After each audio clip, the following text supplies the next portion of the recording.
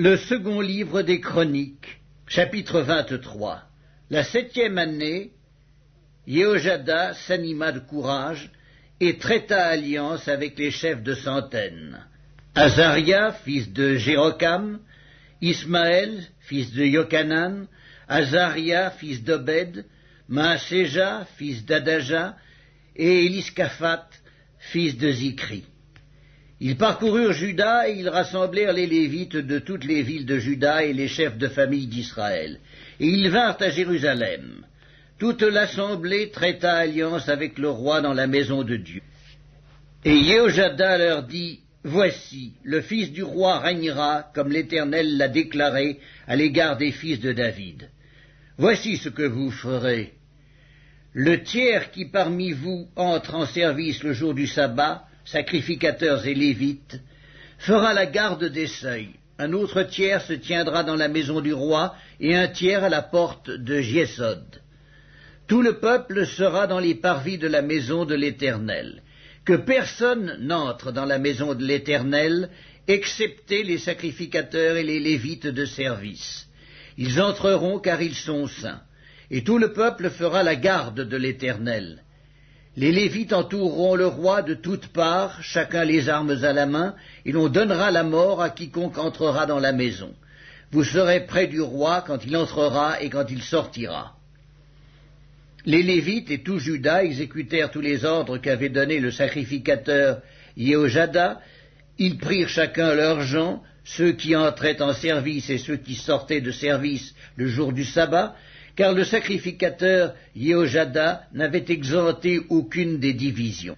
Le sacrificateur Jéhojada remit aux chefs de centaines les lances et les boucliers, grands et petits, qui provenaient du roi David et qui se trouvaient dans la maison de Dieu. Il fit entourer le roi en plaçant tout le peuple, chacun les armes à la main, depuis le côté droit jusqu'au côté gauche de la maison, près de l'autel et près de la maison.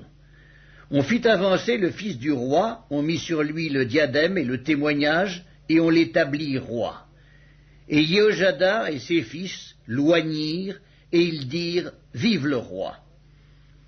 Athalie entendit le bruit du peuple accourant et célébrant le roi, et elle vint vers le peuple à la maison de l'Éternel. Elle regarda, et voici, le roi se tenait sur son estrade à l'entrée. Les chefs et les trompettes étaient près du roi. Tout le peuple du pays était dans la joie, et l'on sonnait des trompettes, et les chantres, avec les instruments de musique, dirigeaient les chants de louange. Athalie déchira ses vêtements et dit « Conspiration, conspiration !» Alors le sacrificateur Jéhojada, faisant approcher les chefs de centaines qui étaient à la tête de l'armée, leur dit « Faites-la sortir en dehors des rangs, et que l'on tue par l'épée quiconque la suivra. » Car le sacrificateur avait dit « Ne la mettez pas à mort dans la maison de l'Éternel. » On lui fit place, et elle se rendit à la maison du roi par l'entrée de la porte des chevaux. C'est là qu'ils lui donnèrent la mort. Jéhojada traita avec lui tout le peuple et le roi une alliance par laquelle il devait être le peuple de l'Éternel. Tout le peuple entra dans la maison de Baal et ils la démolirent. Ils brisèrent ses autels et ses images, et ils tuèrent devant les autels Mathan, prêtre de Baal. Jéhojada remit les fonctions de la maison de l'Éternel entre les mains des sacrificateurs, des Lévites, que David avait distribués dans la maison de l'Éternel, pour qu'ils offrissent des holocaustes à l'Éternel, comme il est écrit dans la loi de Moïse, au milieu des réjouissances et des chants, d'après les ordonnances de David. Il plaça les portiers aux portes de la maison de l'Éternel, afin qu'il n'entrât aucune personne souillée de quelque manière que ce fût. Il prit les chefs de centaines, les hommes considérés, ceux qui avaient autorité parmi le peuple, et tout le peuple du pays, et il fit descendre le roi de la maison de l'Éternel. Ils entrèrent dans la maison du roi par la porte supérieure, et ils firent asseoir le roi sur le trône royal. Tout le peuple du pays se réjouissait, et la ville était tranquille. On avait fait mourir Athalie par l'épée. Le second livre des Chroniques, chapitre 24. Joas avait 7 ans lorsqu'il devint roi, et il régna 40 ans à Jérusalem. Sa mère s'appelait Tsibja de Beer-Sheba. Joas fit ce qui est droit aux yeux de l'Éternel pendant toute la vie du sacrificateur Jéhojada. Jéhojada prit pour Joas 2 femmes, et Joas engendra des fils et des filles. Après cela, Joas eut la pensée de réparer la maison de l'Éternel. Il assembla les sacrificateurs et les Lévites, et leur dit, « Allez par les villes de Juda, et vous recueillerez dans tout Israël de l'argent, chaque année, pour réparer la maison de votre Dieu, et mettez à cette affaire de l'empressement. » Mais les Lévites ne se hâtèrent point. Le roi appela Jéhojada, le souverain sacrificateur, et lui dit, « Pourquoi n'as-tu pas veillé à ce que les Lévites apportassent de Juda et de Jérusalem l'impôt ordonné par Moïse, serviteur de l'Éternel, et mis sur l'ensemble d'Israël pour la tente du témoignage ? Car l'impie Athalie et ses fils ont ravagé la maison de Dieu et fait servir pour les Baals toutes les choses consacrées à la maison de l'Éternel. » Alors le roi ordonna qu'on fît un coffre, et qu'on le plaça à la porte de la maison de l'Éternel en dehors. Et l'on publia dans Juda et dans Jérusalem qu'on apporta à l'Éternel l'impôt mis par Moïse, serviteur de l'Éternel, sur Israël dans le désert. Tous les chefs et tout le peuple s'en réjouirent, et l'on apporta et jeta dans le coffre tout ce qu'on avait à payer. Quand c'était le moment où les Lévites, voyant qu'il y avait beaucoup d'argent dans le coffre, devaient le livrer aux inspecteurs royaux, le secrétaire du roi et le commissaire du souverain sacrificateur venaient vider le coffre. Ils le prenaient et le remettaient à sa place. Ils faisaient ainsi journellement, et ils recueillirent de l'argent en abondance. Le roi et Jéhojada le donnaient à ceux qui étaient chargés de faire exécuter l'ouvrage dans la maison de l'Éternel, et qui prenaient à gage des tailleurs de pierre et des charpentiers pour réparer la maison de l'Éternel, et aussi des ouvriers en fer et en airain pour réparer la maison de l'Éternel. Ceux qui étaient chargés de l'ouvrage travaillèrent, et les réparations s'exécutèrent par leurs soins. Ils remirent en état la maison de Dieu et la consolidèrent. Lorsqu'ils eurent achevé, ils apportèrent devant le roi et devant Jéhojada le reste de l'argent. Et l'on en fit des ustensiles pour la maison de l'Éternel, des ustensiles pour le service et pour les holocaustes, des coupes et d'autres ustensiles d'or et d'argent. Et pendant toute la vie de Jéhojada, on offrit continuellement des holocaustes dans la maison de l'Éternel. Jéhojada mourut, âgé et rassasié de jours. Il avait à sa mort 130 ans. On l'enterra dans la ville de David avec les rois, parce qu'il avait fait du bien en Israël, et à l'égard de Dieu et à l'égard de sa maison. Après la mort de Jéhojada, les chefs de Juda vinrent se prosterner devant le roi. Alors le roi les écouta. Et ils abandonnèrent la maison de l'Éternel, le Dieu de leur père, et ils servirent les Astartés et les idoles. La colère de l'Éternel fut sur Juda et sur Jérusalem, parce qu'ils s'étaient ainsi rendus coupables. L'Éternel envoya parmi eux des prophètes pour les ramener à lui, mais ils n'écoutèrent point les avertissements qu'ils en reçurent. Zacharie, fils du sacrificateur Jéhojada, fut revêtu de l'Esprit de Dieu. Il se présenta devant le peuple et lui dit, « Ainsi parle Dieu, pourquoi transgressez-vous les commandements de l'Éternel ? Vous ne prospérerez point, car vous avez abandonné l'Éternel, et il vous abandonnera. » Et ils conspirèrent contre lui, et le lapidèrent par ordre du roi dans le parvis de la maison de l'Éternel. Le roi Joas ne se souvint pas de la bienveillance qu'avait eue pour lui Jéhojada, père de Zacharie, et il fit périr son fils. Zacharie dit en mourant, « Que l'Éternel voie, et qu'il fasse justice. » Quand l'année fut révolue, l'armée des Syriens monta contre Joas, et vint en Juda et à Jérusalem. Ils tuèrent parmi le peuple tous les chefs du peuple, et ils envoyèrent au roi de Damas tout leur butin. L'armée des Syriens arriva avec un petit nombre d'hommes, et cependant l'Éternel livra entre leurs mains une armée considérable, parce qu'ils avaient abandonné l'Éternel, le Dieu de leur père. Et les Syriens firent justice de Joas. Lorsqu'ils se furent éloignés de lui, après l'avoir laissé dans de grandes souffrances, ses serviteurs conspirèrent contre lui à cause du sang des fils du sacrificateur Jéhojada. Ils le tuèrent sur son lit, et il mourut. On l'enterra dans la ville de David, mais on ne l'enterra pas dans les sépulcres des rois. Voici ceux qui conspirèrent contre lui. Zabad, fils de Skiméat, femme ammonite, et Josabad, fils de Skimrit, femme moabite. Pour ce qui concerne ses fils, le grand nombre de prophéties dont il fut l'objet et les réparations faites à la maison de Dieu, cela est écrit dans les mémoires sur le livre des rois. Amatsia, son fils, régna à sa place. Le second livre des Chroniques, chapitre 25. Amatsia devint roi à l'âge de 25 ans, et il régna 29 ans à Jérusalem. Sa mère s'appelait Joaddan de Jérusalem. Il fit ce qui est droit aux yeux de l'Éternel, mais avec un cœur qui n'était pas entièrement dévoué. Lorsque la royauté fut affermie entre ses mains, il fit périr ses serviteurs qui avaient tué le roi son père. Mais il ne fit pas mourir leur fils, car il agit selon ce qui est écrit dans la loi, dans le livre de Moïse, où l'Éternel donne ce commandement: on ne fera point mourir les pères pour les enfants, et l'on ne fera point mourir les enfants pour les pères, mais on fera mourir chacun pour son péché. Amatsia rassembla les hommes de Juda et les plaça d'après les maisons paternelles, les chefs de milliers et les chefs de centaines, pour tout Juda et Benjamin.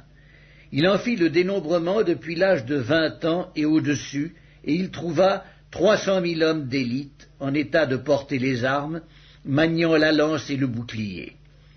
Il prit encore à sa solde, dans Israël, 100 000 vaillants hommes pour 100 talents d'argent. Un homme de Dieu vint auprès de lui et dit: Ô roi, qu'une armée d'Israël ne marche point avec toi, car l'Éternel n'est pas avec Israël, avec tous ses fils d'Éphraïm. Si tu vas avec eux, quand même tu ferais au combat des actes de vaillance, Dieu te fera tomber devant l'ennemi, car Dieu a le pouvoir d'aider et de faire tomber. Amatsia dit à l'homme de Dieu: Et comment agir à l'égard des 100 talents que j'ai donnés à la troupe d'Israël? L'homme de Dieu répondit: L'Éternel peut te donner bien plus que cela. Alors Amatsia sépara la troupe qui lui était venue d'Éphraïm, afin que ces gens retournassent chez eux. Mais ils furent très irrités contre Juda, et ils s'en allèrent chez eux avec une ardente colère. Amatsia prit courage et conduisit son peuple. Il alla dans la vallée du sel, et il battit 10 000 hommes des fils de Séhir. Et les fils de Juda en saisirent 10 000 vivants, qu'ils menèrent au sommet d'un rocher, d'où ils les précipitèrent, et tous furent écrasés. Cependant, les gens de la troupe qu'Amatsia avait renvoyés pour qu'ils n'allassent pas à la guerre avec lui, firent une invasion dans les villes de Juda, depuis Samarie jusqu'à Beth-Horon, y tuèrent 3 000 personnes et enlevèrent de nombreuses dépouilles. Lorsqu'Amatsia fut de retour après la défaite des Édomites, il fit venir les dieux des fils de Séhir et se les établit pour Dieu. Il se prosterna devant eux et leur offrit des parfums.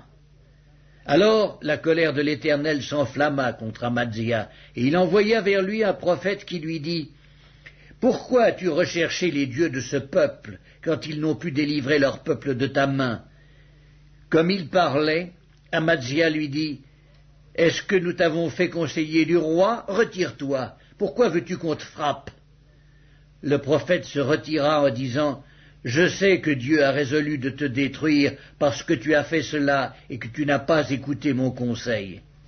Après s'être consulté, Amatsia, roi de Juda, envoya dire à Joas, fils de Joachaz, fils de Jéhu, roi d'Israël: Viens, voyons-nous en face.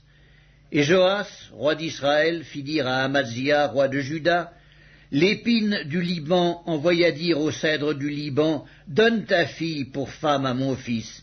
Et les bêtes sauvages qui sont au Liban passèrent et foulèrent l'épine. Tu as battu les Édomites, penses-tu, et ton cœur s'élève pour te glorifier. Reste maintenant chez toi. Pourquoi t'engager dans une malheureuse entreprise qui amènerait ta ruine et celle de Juda? Mais Amazia ne l'écouta pas, car Dieu avait résolu de les livrer entre les mains de l'ennemi, parce qu'ils avaient recherché les dieux d'Édom. Et Joas, roi d'Israël, monta, et ils se virent en face, lui et Amazia, roi de Juda, à Beth-Shemesh, qui est à Juda. Juda fut battu par Israël, et chacun s'enfuit dans sa tente. Joas, roi d'Israël, prit à Beth-Shemesh Amazia, roi de Juda, fils de Joas, fils de Joachaz. Il l'emmena à Jérusalem, et il fit une brèche de 400 coudées dans la muraille de Jérusalem, depuis la porte d'Éphraïm jusqu'à la porte de l'angle. Il prit tout l'or et l'argent et tous les vases qui se trouvaient dans la maison de Dieu, chez Obed-Édom, et les trésors de la maison du roi. Il prit aussi des otages, et il retourna à Samarie. Amazia, fils de Joas, roi de Juda, vécut 15 ans après la mort de Joas, fils de Joachaz, roi d'Israël. Le reste des actions d'Amazia, les premières et les dernières, cela n'est-il pas écrit dans le livre des rois de Juda et d'Israël? Depuis qu'Amazia se fut détourné de l'Éternel, il se forma contre lui une conspiration à Jérusalem, et il s'enfuit à Lachis. Mais on le poursuivit à Lachis, et on le fit mourir. On le transporta sur des chevaux, et on l'enterra avec ses pères dans la ville de Juda.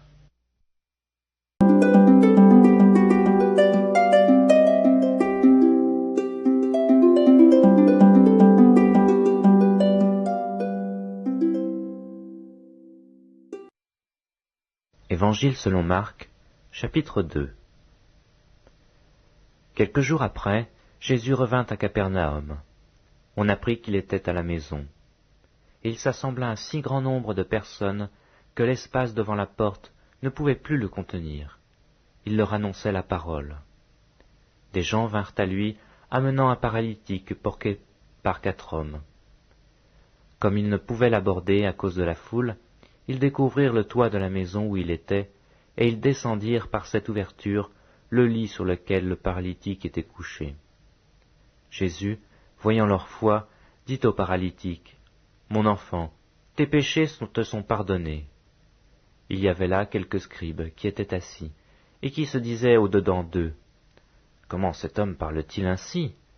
Il blasphème. Qui peut pardonner les péchés, si ce n'est Dieu seul ?»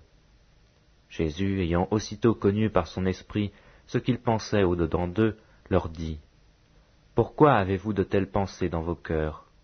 Lequel est le plus aisé, de dire au paralytique, « Tes péchés te sont pardonnés » ou de dire, « Lève-toi, prends ton lit et marche » Or, afin que vous sachiez que le Fils de l'homme a sur la terre le pouvoir de pardonner les péchés, je te l'ordonne, dit-il au paralytique, « Lève-toi, prends ton lit et va dans ta maison. » Et à l'instant, il se leva, prit son lit et sortit en présence de tout le monde, de sorte qu'ils étaient tous dans l'étonnement et glorifiaient Dieu, disant, « Nous n'avons jamais rien vu de pareil. » Jésus sortit de nouveau du côté de la mer. Toute la foule venait à lui, et il les enseignait. En passant, il vit Lévi, fils d'Alphée, assis au bureau des péages.